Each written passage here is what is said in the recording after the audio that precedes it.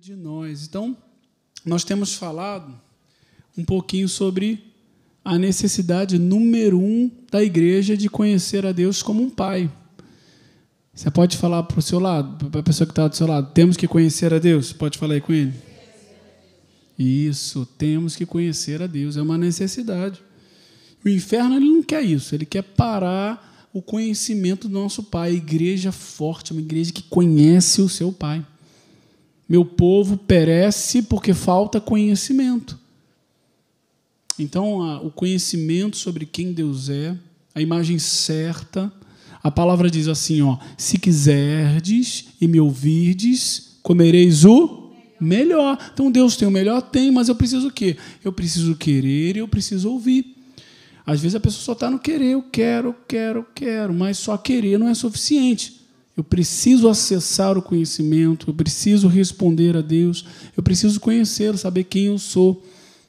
E o entendimento de quem você é uma arma de defesa. Porque o inferno ele vem atacar o quê? A sua identidade. Ele vai te roubar na ignorância. Uma vez que você não sabe quem seu pai é, ele vai passar uma falsa imagem de Deus. De um Deus mau, de um Deus que você vai duvidar do caráter dele. Uma vez que Deus é um pai bom e ele nos dá coisas boas. Se o filho pedir um pão, o pai vai dar uma cobra? Se o filho pedir um peixe, quem é pai aqui sabe, até quem é filho e conhece um bom pai, se o filho pedir um peixe, o pai vai dar um escorpião? Sim ou não? Não vai dar, igreja, mas tem que ser assim, claro mesmo, não vai dar. Aí Deus ainda coloca assim, vocês, sendo maus, dão coisas boas aos seus filhos. Quanto mais o Pai de vocês vai dar o quê? O Espírito Santo àqueles que lhe pedirem. Então, nós temos que pedir, Pai, me dá sabedoria. Pai, me dá entendimento. Quem pede, recebe. Quem busca, acha. Quem bate, a porta é aberta. Mas eu preciso fazer isso. Pai, eu quero te conhecer. Se mostra, se revela a mim. E a Bíblia é a realidade máxima para a minha vida e é o bem mais precioso para eu conhecer verdadeiramente a Deus. A gente falou sobre isso, eu preciso ir à palavra de Deus. O que Deus diz a respeito dele? O que Deus diz a respeito de mim? Porque se eu tiver uma imagem errada, não vai funcionar. Se eu basear o meu relacionamento com Deus em experiências que foram ruins, em decepções com pessoas, nós servimos a Deus. Mas tem pessoas imperfeitas, pessoas às vezes te magoaram, alguém te magoou, um pastor me magoou, ou então você teve um pai mau, às vezes tem uma imagem ruim de Deus, mas os homens são maus. Tem gente ruim em todas as áreas. Tem, às vezes, o professor lá que não é legal, tem o médico que não é bacana, tem pastor também que não é legal. Mas nosso relacionamento, nossos olhos estão em quem? Estão em Deus, não no homem, não em experiência, não no que dizem, não sabe, alguém disse, mas que está escrito. Alguém disse, como assim alguém disse? Eu vou me guiar por quem? Igreja, alguém disse, quem disse? Aí fica essa coisa de alguém, fulano, ciclano, alguém disse. Não, Deus diz, eu tenho que me basear no que Deus diz. E não me relacionar com ele de outra maneira, senão pelo que a palavra me coloca como herança. Veja, quando eu tinha uma pessoa, uma conhecida, né? Uma conhecida que amava Jesus. Aí, o que aconteceu? Ela cortou o cabelo. Tem muito tempo isso, gente. Tem uns 50 anos atrás. Aí ela cortou o cabelo. Aí ela foi para a igreja, e quando chegou na igreja, alguém na porta, não, você não pode entrar, porque você cortou o cabelo.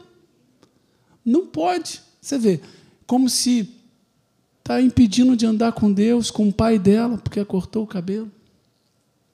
Aí essa pessoa se afastou de Jesus até hoje, tem 40 anos isso, não falei 50? 50 anos isso. Ela não voltou ainda para Jesus. Mas, lógico, né? O homem ele falha, ele comete erros. Mas meus olhos têm que estar em quem? No Deus. Agora, quando eu estou firmado na palavra, aquela pessoa se equivocou, não era para impedir essa pessoa de entrar, de relacionar com Deus, porque cortou o cabelo. Mas veja, eu preciso de uma imagem certa. Meu pai, o homem errou, ele cometeu erros, eu fiquei triste com fulano, eu fui lá na igreja, e o pastor Edmundo não falou comigo. Às vezes ele não te viu. Não, com certeza ele não te viu, né? Mas você tem a certeza, não, mas eu sou amado, eu sei quem eu sou, Deus me plantou naquele lugar, eu amo o pastor Edmundo, eu sei disso. Aleluia. Então, quando você tiver esse desvio para o homem, não, eu fico com a palavra, eu amo, eu sou agente ativo, não espere, coitadinho de mim, aí ninguém me ama, ninguém me quer, não deram um sorriso, não apertaram minha mão, não, eu vou à igreja, essa igreja não tem amor, não, eu vou amar, eu vou ser a fonte de amor dessa igreja. É um agente ativo, essa igreja não tem amor, então é melhor você vir para cá mesmo, para você ser o amor. Se está faltando amor, você precisa ser, nós precisamos ser, isso eu me incluo. Então, a Bíblia, a palavra de Deus, é a realidade máxima. Não se baseie em experiências e em outras coisas. Então, o que é necessário para nós conhecermos profundamente uma pessoa? Precisamos saber ficar perto dela, quem ela é, o que faz, quais são seus interesses. Gente, o que nós precisamos amar, o que Deus ama. Nós precisamos amar o que Deus ama. Precisamos odiar o que Deus odeia. Deus se entristece com isso? Então eu não quero saber disso. Para mim não rola, está fora. Deus se entristece? Eu não quero isso na minha vida. E Deus se alegra com isso? Isso eu quero. E é o interesse. Qual é o interesse de Deus? Que nem a esposa, às vezes, não gosta de futebol, mas senta, às vezes, para ficar com o marido, olhando lá um pouquinho, nem um pouquinho só, sabe? Um pouquinho só, esposas. E a mesma coisa o marido vai lá, fica um pouquinho com a esposa, busca qual é o interesse dela. Gente, nós estamos casados, amigos. Dificilmente duas pessoas vão ser amigas com interesse totalmente diferente. Então, eu preciso que aquilo que agrada a Deus seja o meu interesse intencional. Eu quero. Pai, o que te agrada? O que te entristece? Isso é temor. É amar o que Deus ama e odiar o que Deus odeia. Então, nós conversamos também sobre a estrutura da vontade do Pai, que mostra a vontade do Pai, né? Que é pelos perdidos. Número 1 do Pai, interesse do Pai, novas criaturas. Que pessoas conheçam a Deus. Novo nascimento. Isso mostra aí no Evangelho o interesse do Pai por pessoas que se perderam e Ele quer salvar. A vontade de Deus é que todos se salvem. Você pode falar comigo? Todos? Exatamente, todos. Aí, uma vez que uma pessoa recebe a Cristo, a nova criatura, e agora, pastor, agora o plano de Deus é que ela seja cheia do Espírito Santo. Ela precisa ser cheia do Espírito Santo. E ser cheio é para todos? Sim, é para todos. Deus quer uma igreja cheia, cheia de óleo, cheia da unção, cheia do Espírito Santo, porque nós precisamos disso. Deus coloca, é a vontade dele, salvação. Uma vez que eu sou salvo, aí vem o livro de Atos, que mostra a necessidade da igreja ser cheia do Espírito Santo.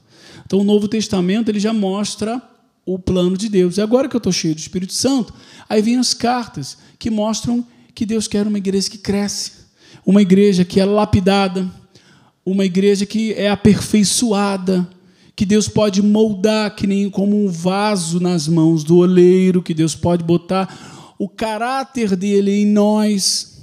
Amém, igreja? Fala de santificação, processo pelo crescimento espiritual. Se pudesse resumir, bem resumido assim, né? É se tornar cada vez mais semelhante a Jesus, ficar parecido com Ele, porque a gente está perto dele. E, por fim, o desejo do Pai é que a gente persevere até o final. E eu queria compartilhar um pouquinho com você, que aí, no caso, é o livro de Apocalipse. Se você espremer, é ao vencedor. É aquele que vai ficar firme até o final. Então, diz para quem está do seu lado, fica firme até o final. Falei.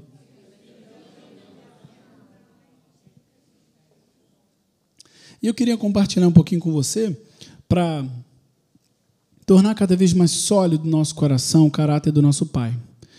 Porque Veja o que Jesus declara lá em João 14:9. Quem me vê a mim, vê o Pai. Nós vamos voltar nesse texto, mas Jesus está falando sobre que ele expressava o Pai. Quem olhava para Jesus conhecia o Pai. Mostra-nos o Pai, eu estou com vocês. Então, se alguém quer conhecer, eu quero o Pai, mas não... Você olha para Jesus. Jesus é a expressão do Pai. Ele é a verdade. Então, eu trouxe algumas características de Jesus, ele se definindo, né? Jesus se definindo como? Ele fala, eu sou. Então, o primeiro que eu trouxe aqui, Jesus se define como eu sou o pão da vida. Em João 6,35. Então, Jesus declarou, eu sou o pão da vida. Você pode falar pão da vida? Aquele que vem a mim nunca terá fome. Aquele que crê em mim nunca terá sede. E o contexto disso é que Jesus vai falando, olha, Moisés deu para vocês aquele pão lá no deserto. Na verdade, foi Deus. Ele fala, Moisés deu, não, é meu Pai que dá o verdadeiro pão. Então, Jesus, ele coloca no presente, meu Pai dá, eu sou o pão da vida. Então, aquele que era um pão natural para aquela época, aponta para um pão diário que Deus tem para nós, que é Jesus. Por isso coloca, aquele que vem a mim nunca terá fome. Por quê? Porque ele é um maná, ele é um alimento. Jesus é alimento de primeira. Aquele que vem a mim não tem fome, ou seja, não tem sede. Mostra que só Jesus preenche a fome e a sede no coração do ser humano. Nada preenche. Pode procurar, pode buscar coisas. O pastor Edmundo falou que riqueza não preenche o coração do homem. Não preenche. Só Jesus pode preencher o nosso coração. O espaço que nós temos dentro de nós é um espaço certinho para Jesus morar. É o espaço que tem para ele. E Jesus, ele se define também, olha, dá uma olhadinha aqui, em João 8,12.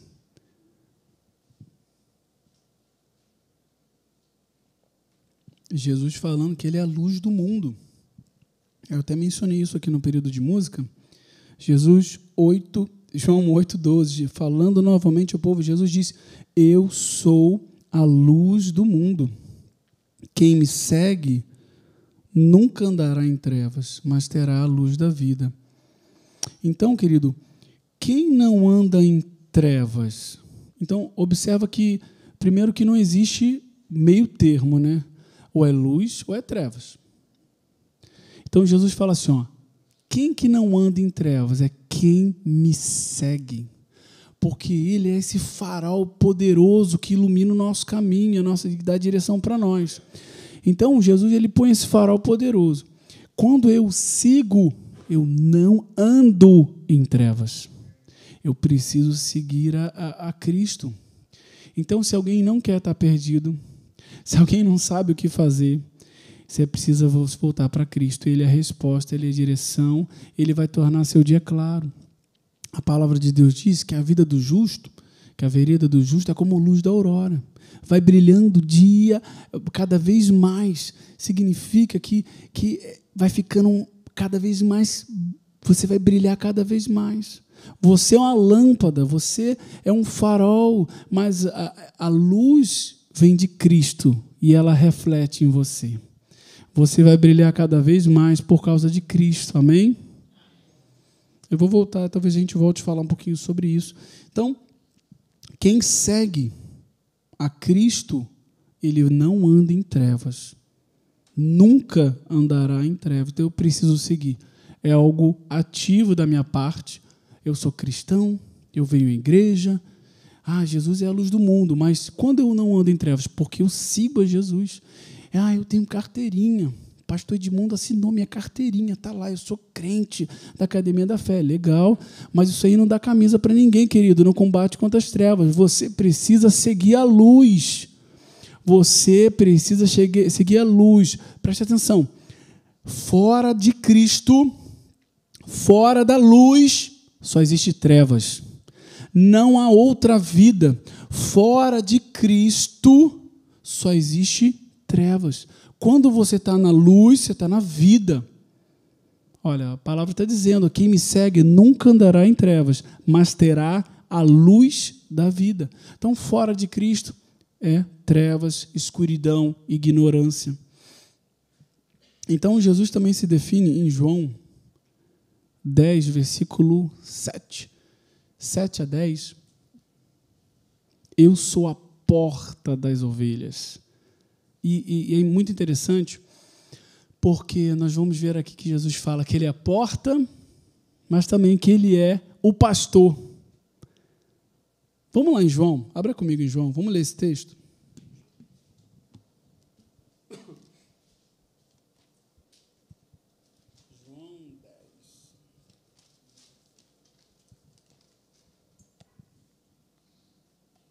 João 10 diz assim, em verdade, versículo 1, em verdade lhes digo, quem não entra no curral das ovelhas pela porta, mas sobe por outro lado, esse é ladrão e salteador. Aquele, porém, que entra pela porta, pela legalidade, né, pela porta, esse é o pastor das ovelhas. Para este, o porteiro, eu creio que seja o Espírito Santo, tá? Jesus é a porta, Jesus é o pastor, esse porteiro aqui é o Espírito Santo. Ele abre, as ovelhas ouvem a sua voz. É você ouviu a voz dele e ele te chamou pelo seu nome. Chama as próprias ovelhas pelo nome, ele te conhece pelo nome. E as conduz para fora. Depois de levar para fora todas as que lhe pertencem, vai atrás delas. Vai na frente delas. Depois de levar para fora todas as que lhe pertencem, vai à frente delas e elas o seguem. Olha que maravilha, você é uma ovelha obediente, eu também seguimos o pastor, porque reconhecem a voz dele. Testifica no nosso coração, no nosso espírito, é Deus que está falando comigo, está de acordo com a palavra.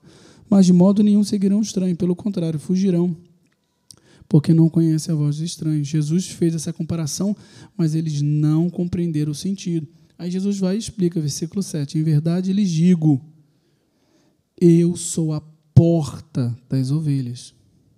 Todos os que vieram antes de mim eram ladrões e assaltantes, mas as ovelhas não ouviram. Eu sou a porta, quem entra por mim será salvo, entrará, sairá e encontrará pastagem, provisão. Então Deus ele foi ao aprisco, te chamou, você respondeu, você saiu.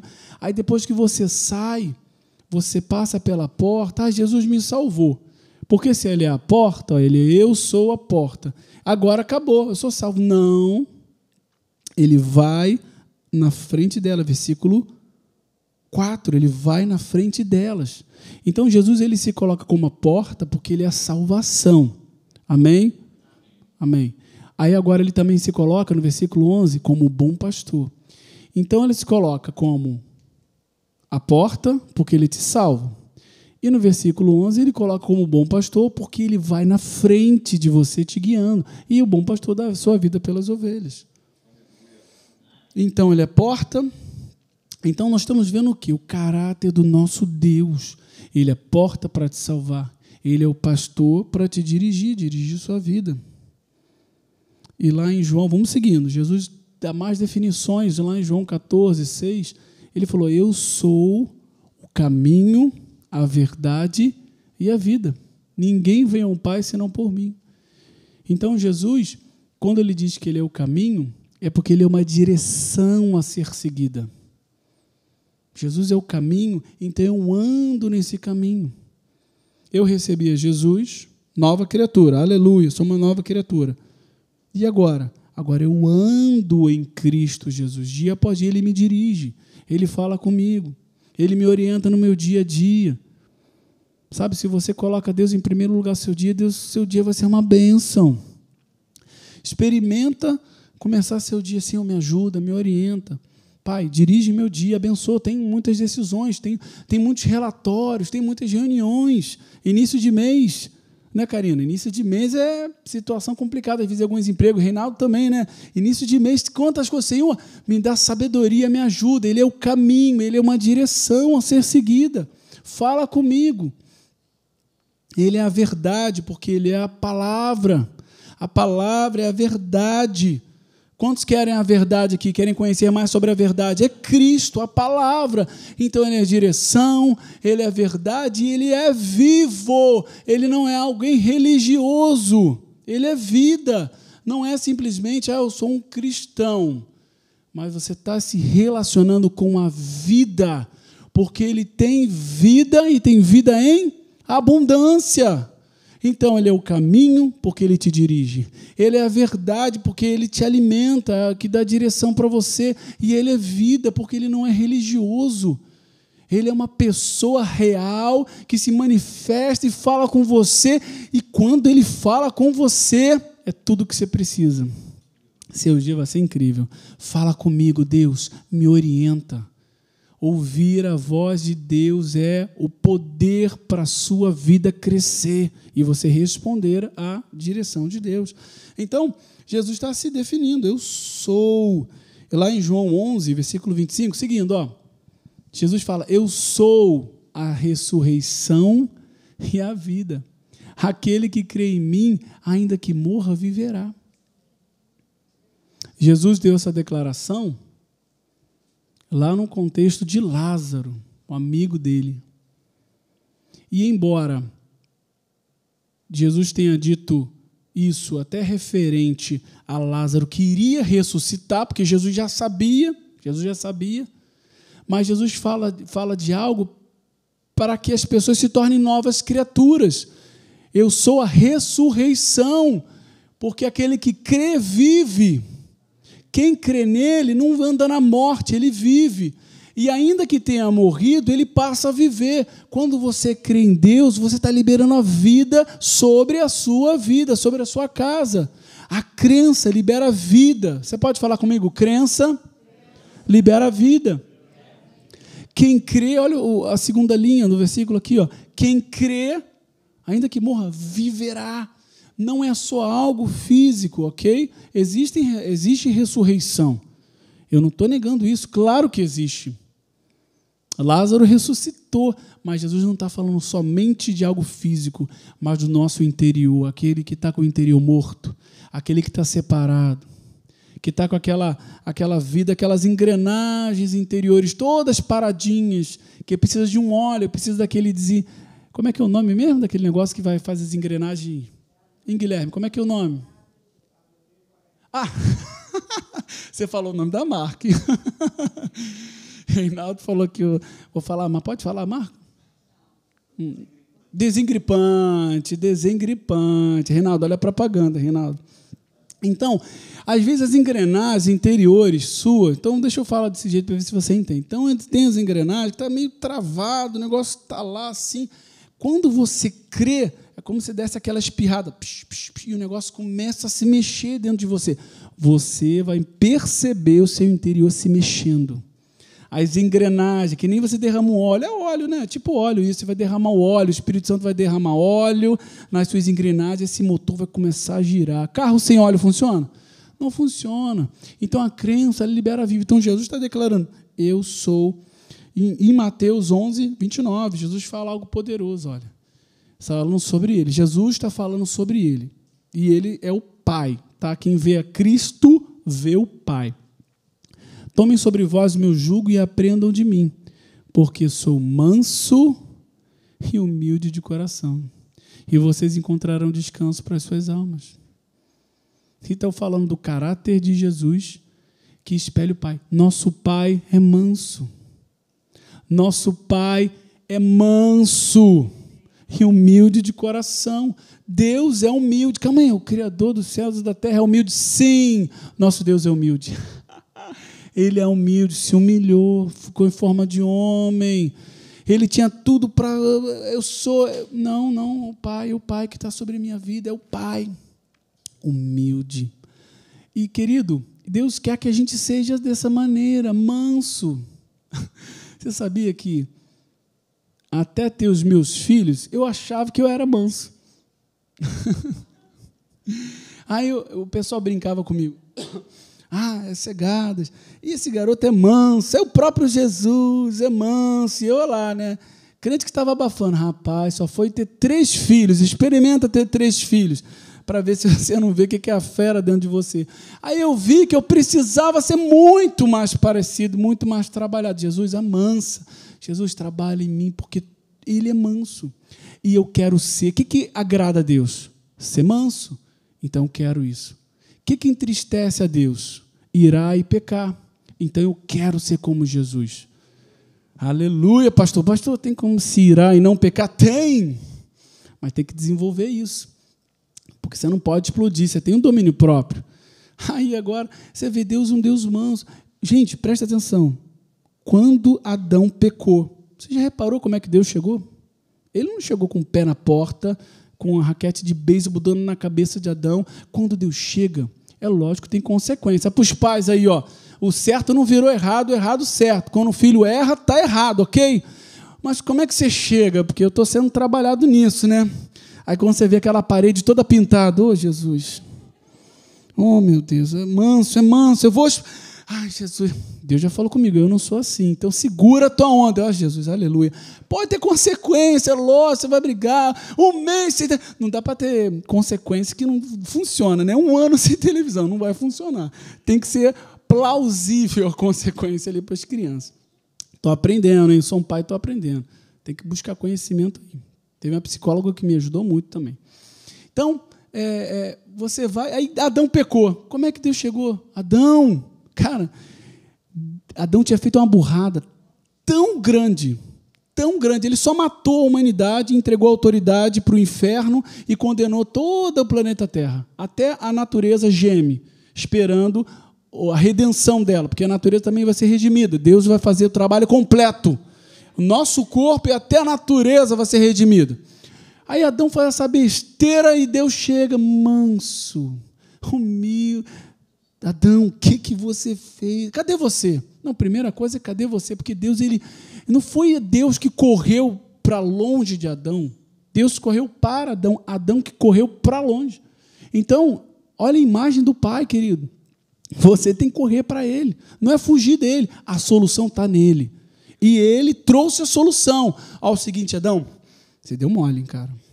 Tem consequência, vai trabalhar, Eva vai sentir uma dorzinha e tal, vai perder o jardim, beleza, olha, mas eu vou estar com vocês. E não é à toa que esteve. Mas, olha, eu vou providenciar a solução para a burrada que você fez. Eu vou levantar um e ele vai pisar a cabeça da serpente. Eu vou trazer vocês de volta. Eu vou providenciar a salvação para que toda essa bagunça seja refeita. Ok? Que é Cristo Jesus. Mas Deus, nosso Pai é manso. Ele tem um coração. E Jesus, ele tem essa capa de humildade. Ele brilha, mas ele mantém essa capa de humildade. Eu e você temos que botar essa capa. Você tem uma armadura muito poderosa que Deus te deu. E essa armadura é Deus que te dá. E você brilha, porque a luz de Deus está sobre a sua vida. Amém? E porque Jesus é a luz do mundo, você anda com Ele, você vai brilhar. Mas quando você começar a brilhar, você tem que tomar cuidado para não pensar que essa luz é a luz sua, mas é a luz de Cristo na sua vida. O que você tem que fazer? Coloca a capa da humildade. Segura a tua onda, porque a luz é dele. E Ele vai te exaltar. A palavra diz que Ele nos faz brilhar, nos coloca num lugar alto para brilhar, para que todos vejam. Mas a luz é dele. Quando você começar a olhar assim, nossa... o meu brilho, uau, eu fiz isso, me elogiaram, deram tapinha nas costas. Tapinha nas costas é um perigo. Não busque tapinha nas costas. Uau, você é bom. Não, Jesus é bom. Ele é bom. Mas coloca essa capa, a capa da humildade, para que controle teu brilho. Vai estar brilhando por baixo, a armadura está limpinha, lustrada, bonita. Você vai para o combate, você é o vencedor. Então, gente, fala para o seu irmão aí, põe a armadura. Então, Jesus se define aí, olha, vamos lá, vamos avançando. Ó. Isso aí é tudo que eu falei, tá? Se você depois quiser tirar uma foto aí, pessoal da internet, todas as referências do Pão da Vida, Luz do Mundo, Porta, Bom Pastor, Caminho, Verdade, Vida, Ressurreição, Manso, Humilde de Coração. Então, Deus está se apresentando. Esse é o caráter do nosso Pai. E veja, eu queria caminhar aqui para o fim falando um pouquinho sobre Pai. Como Jesus... Ele tinha uma imagem certa do Pai. Jesus, ele chamou Deus de Pai mais de 200 vezes. meu Pai. E você vê, em vários momentos, Jesus, ele vai partir o pão, vai multiplicar os pães e peixes. Ele, muito obrigado, Pai. Antes de Lázaro ser ressuscitado, Jesus, ele fala, Pai, muito obrigado, porque o Senhor sempre me ouve. Então, você vê Jesus, ele com a referência, Pai, obrigado, Pai.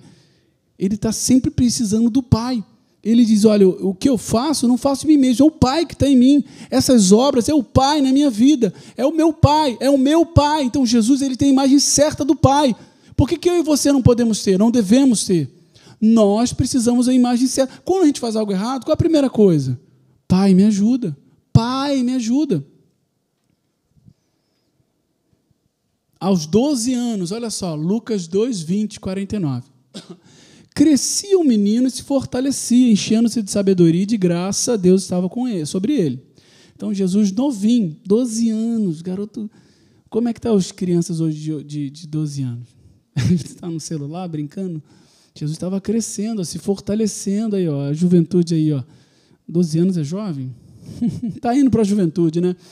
Então, cresci, se fortalecia, ou seja, você é jovem, ou você tem muita idade, temos que crescer e se fortalecer, se encher de sabedoria e de graça, amém? Nunca é tarde. Estou pedindo para você falar várias coisas, né? Mas vamos falar comigo isso? Fala assim, ó, comigo. Nunca, mais forte, nunca é tarde. Gente, nunca é tarde para aprender coisas novas, nunca é tarde para você aprender coisas com Deus, nunca é tarde para você permitir Deus quebrar hábitos e mudar, nunca é tarde para mudar. Não, mas pastor, eu já tenho 90, eu já tenho 70, não é tarde, responda a Deus, ande com Deus, não é tarde. Eu gostaria, particularmente, na minha vida, de ter me posicionado, ter determinadas posições há muito mais tempo. Oh, Jesus, eu queria ter esse posicionamento, mas muito jovem. Mas amém. Nunca é tarde. Comece hoje, aleluia, responder a Deus. Então, Jesus, ele estava lá, aí eles foram para Jerusalém, participaram dos sacrifícios, tudo que tinham que fazer, a família de Jesus, só contextualizando aí o versículo 49. Aí ficaram em Jerusalém, depois eles estavam retornando para a terra deles. Aí, o caminho de um dia, a família de Jesus, acreditando que ele estava junto, eles voltaram. Um dia de caminhada. Calma aí. Ué, cadê Jesus? José! A esposa já vai falar, cadê o nosso filho? A esposa, eu pensei que estava com você. Cadê a criança? Aí eles voltaram. Ó, um dia depois, voltaram. Quando eles voltaram, começaram a procurar. Aí, 3 dias depois, Jesus. Se seu filho faz isso, você encontra com ele, hein? 3 dias depois. Aí a mãe de Maria falou, Jesus, por que você fez isso conosco? Devia estar aflita, mãe, né? Por que você fez isso conosco? Aí ele respondeu, porque me procuráveis, não sabias que cumpria estar na casa do meu pai? Lógico que a situação tira até o foco do pai, né? Dele entender que ele era o filho que estava na casa do pai. Você ficou chateado com Jesus, né? Não, mas foram os pais que deixaram ele, tá? Mas veja, ele estava na casa do pai. Se você ler o contexto, os sábios, aqueles que estavam lá no templo ensinando, estavam impressionados com Jesus, com o coração dele querendo aprender, com as palavras de sabedoria. Ele não estava só lá em si ensinando, ele estava, fala, eu quero escutar, eu quero aprender. Temos que ter corações abertos, ensináveis. Quantos querem crescer aqui? Diga amém. Tem que ter um espírito ensinável. Fala aí que eu escuto. Fala menos, escuta mais. Temos uma boca, 2 ouvidos. Fala menos. Quem não para escutar? O provérbio diz que é tolo. Gente, se a gente quer crescer, tem que sentar e escutar. Fala. Ok. Coloca em prática. Maravilha, quero aprender. Então, Jesus, ele tinha essa imagem certa do Pai. Olha, ele nos ensinou a orar. Só no Evangelho de João, ele usa a palavra Pai 156 vezes. Ensinou-nos como orar. Mateus 6,9, Pai Nosso, a primeira palavra da oração. Você vai se relacionar com o Pai, um Deus poderoso, que vive num alto sublime trono. Do seu trono desce um tapete vermelho, os anjos sobem e descem. Você pode se direcionar a Deus, mas se direcionar a Deus de várias maneiras, mas Jesus te ensinou, Pai, sem enrolação, direto ao ponto. Meu Pai. Papai, quando meu filho está em apuros, ele grita, Pai. Ele não fala, Senhor, Rafael, cegada dos santos. Oh, meu Pai querido. Aí depois, Pai, não, Pai, eu estou precisando de ajuda. Pai, não é irreverência, é o que Ele te ensinou para fazer. Pai, direto ao ponto. Pai, eu preciso de Ti. É a primeira palavra. Se você for estudar a oração, tem várias coisas lá importantíssimas para nós orarmos. Mas a primeira coisa, ele diz, Pai nosso. Inclui até teu irmão. Porque ele não diz assim, meu Pai. Ele diz, Pai nosso, dos meus irmãos também, da minha família. Você faz parte da família. Olha só, as últimas palavras de Jesus. Jesus vai encerrar, Jesus fulmina essas pessoas que estão me crucificando aqui. Não, ele amava aquelas pessoas. Mas ele, na última oração, Pai, nas tuas mãos entrego o meu espírito. E dito isso, expirou. Eu me entrego. Ele estava sempre rendido ao Pai. Meu Pai. Por que conosco tem que ser diferente? Ter a imagem de um Deus mau, um Deus distante. Quando ele chega, e nem sei se vou falar com Deus, eu cometi um erro aqui. Deus vai que ele tem ele está com alguma coisa nas costas, assim, ele tem uma raquete para acertar na minha cabeça, não sei. Veja, se você se aproxima do seu Pai, você vai encontrar coisas boas nele. Se você se aproxima do teu Pai, você vai encontrar alguém que te levanta, que te ergue. Ele não chega quebrando, ele chega construindo. Veja, o errado é errado. Errado é errado. O certo é certo, mas quando o teu Pai chega, ele constrói. Até o juízo de Deus, ele é redentor para salvar a humanidade. Para salvar a humanidade. Se você for lá no livro de Apocalipse, você vê Deus derramando tem uma trombeta, as taças da ira, e você vai lendo, e mesmo assim não se arrependeram. Deus, no juízo dele, espera arrependimento, porque ele quer te salvar. Você já está salvo, aleluia. Você que está aí na internet, Deus quer te salvar. E eu queria finalizar aqui em Lucas 15. Olha que interessante a parábola do filho pródigo.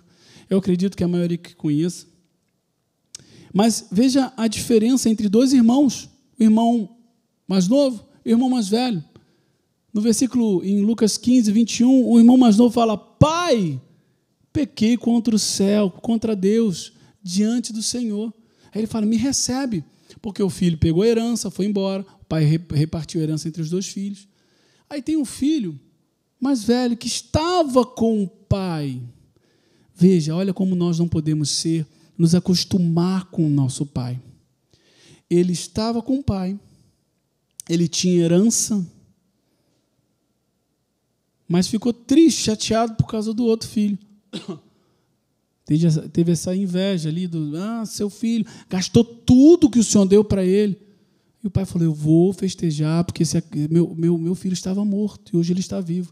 Eu vou me alegrar, porque ele está comigo. Então o pai deixa isso claro, eu vou me alegrar, porque esse meu filho está onde ele tem que estar, com o pai. E esse é o nosso lugar, com o pai. Por isso teve festa. Mas olha o filho mais velho. Olha como ele começa. Ele não diz, pai, ele faz tantos anos que te sirvo.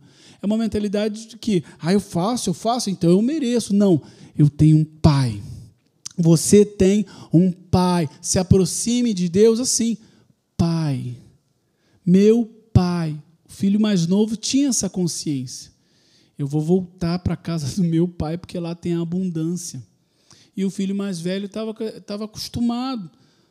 E o pai falou para o filho, olha, eu estou com você esse tempo todo, olha, eu estou com você esse tempo todo. Ele estava chateado porque o pai está fazendo festa para outro filho, mas ele tinha o maior tesouro, que é a presença do pai, e o pai falou, olha, eu estou com você esse tempo todo. Ele não enxergava o pai, estando na casa do pai.